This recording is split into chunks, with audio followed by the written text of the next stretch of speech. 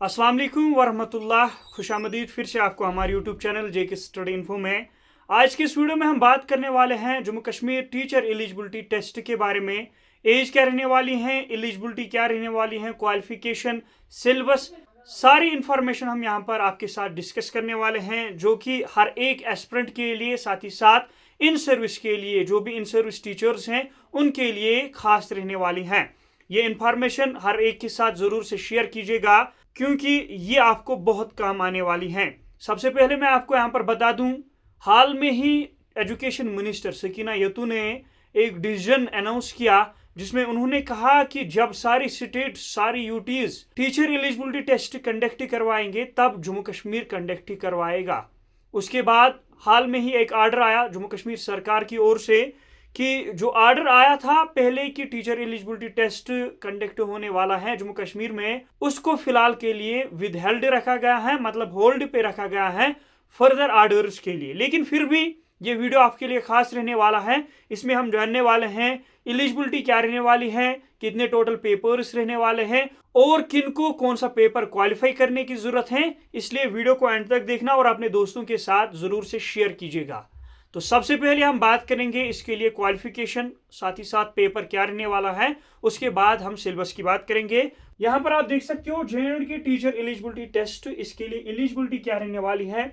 सबसे पहले हम बात करेंगे यहाँ पर, चाहे इन सर्विस कैंडिडेट्स हो, चाहे न्यू वैकेंसीज आने वाली जो है, एज पर वेरियस ऑर्डर्स या वेरियस डिसीजंस जो लिए गए हैं लेजिस्लेटिव असेंबली में भी, कि जो टीचर वैकेंसीज हैं, आने वाली वैकेंसीज, उनको डिफ्रीज किया जाएगा।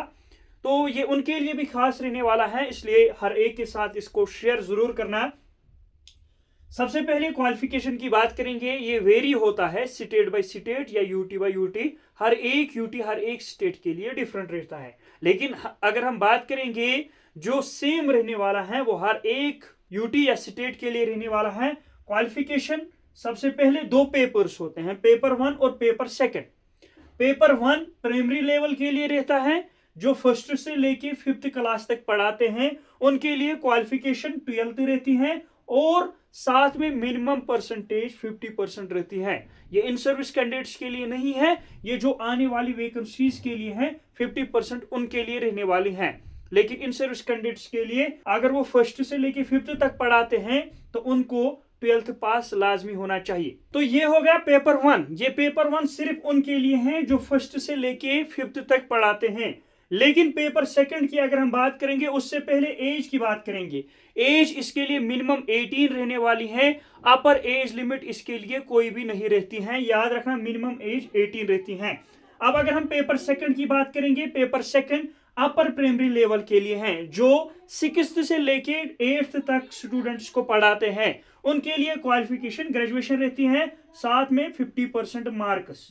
मतलब ये उन नए एस्पिरेंट्स के लिए भी है, जो नए एस्पिरेंट्स न्यू वैकेंसीज के लिए अप्लाई करना चाहते हैं, उनको ये एज पर सुप्रीम कोर्ट होना चाहिए। दूसरा मैटर है कि जम्मू कश्मीर कब इसको इंप्लीमेंट करता है, दैट इज सेकेंडरी क्वेश्चन। लेकिन अगर हम क्वालिफिकेशन की बात करेंगे, एलिजिबिलिटी की बात करेंगे, एलिजिबिलिटी यही रहती है। साथ ही साथ इसके लिए पेपर पैटर्न क्या रहता है, इसके लिए आपका टाइम ड्यूरेशन 2 आवर्स और 30 मिनट्स रहते हैं, ये बात याद रखना। और आपके टोटल 150 MCQs होते हैं, क्वेश्चंस टोटल 150 होते हैं, और वो MCQ बेस्ड होते हैं। और साथ ही साथ इनके लिए आपको कोई भी नेगेटिव मार्किंग नहीं होती है, ये बात याद रखना। कोई भी नेगेटिव मार्किंग इनके लिए नहीं रहता है। आपको total time duration 2 hours 30 minutes और टोटल क्वेश्चंस 150। ये उन नए एस्पिरेंट्स के लिए भी है जो नई आने वाली वैकेंसीज के लिए प्रिपेयर करना चाहते हैं, या जो नई वैकेंसीज का इंतजार कर रहे हैं। तो गोया कि 2 टोटल पेपर्स होते हैं इसके लिए, एक पेपर 1 और दूसरा पेपर 2। पेपर 1 उनके लिए क्वालिफाई करना है जो 5th तक पढ़ाते हैं, लेकिन पेपर 2 क्वालिफाई करने हैं उन स्टूडेंट्स को या उन इन सर्विस कैंडिडेट्स को जो अपर प्राइमरी लेवल के लिए पढ़ाते हैं, मतलब 6th से लेके 8th तक। इसी तरह यहाँ पर एक कंफ्यूजन है, क्या पेपर 1 जरूरी है अपर प्राइमरी वालों के लिए जो 6th से 8th तक पढ़ाते हैं? नहीं, वो जरूरी नहीं है।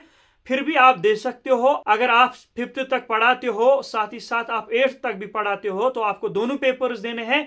अगर आप सिर्फ एक पेपर, मतलब अगर आप सिर्फ 5th तक पढ़ाते हो तो आपको एक पेपर देना है। अगर आप 6th से लेके 8th तक पढ़ाते हो तो आपको पेपर 2 देने की जरूरत है, पेपर फर्स्ट देने की जरूरत नहीं है। लेकिन अगर आप हर एक क्लास, इनमें से हर एक क्लास के लिए पढ़ाते हो तो आपको दोनों पेपर्स देने लाजमी है, ये बात याद रखना। साथ में अगर हम सिलेबस की बात करेंगे, सिलेबस हर एक पेपर के लिए अलग अलग रहने वाला है। 2 पेपर्स हैं तो अलग अलग आपका सिलेबस रहने वाला है।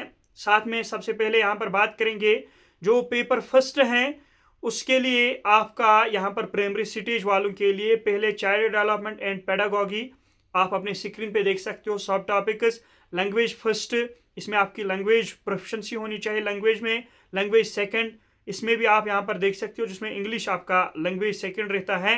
नेक्स्ट है मैथमेटिक्स, इसमें number system, fractions, decimals, LCM, HCF, geometry, mensuration, patterns, time, data handling, ये सारा कुछ आता है जो कि 5th लेवल तक होता है। इसी तरह एनवायरमेंटल स्टडीज जिसमें family and friends, food, shelter, water, travel, ये सारा कुछ रहता है पेपर फर्स्ट के लिए। पेपर सेकंड की बात करेंगे जो कि अपर प्राइमरी स्टेज के लिए 8th तक रहता है, 6th से लेके, जिसमें चाइल्ड डेवलपमेंट एंड पेडागॉगी ये आपका सिलेबस पहला टॉपिक रहता है, जिसमें आप सब टॉपिक्स भी देख सकते हो। Language first, language second.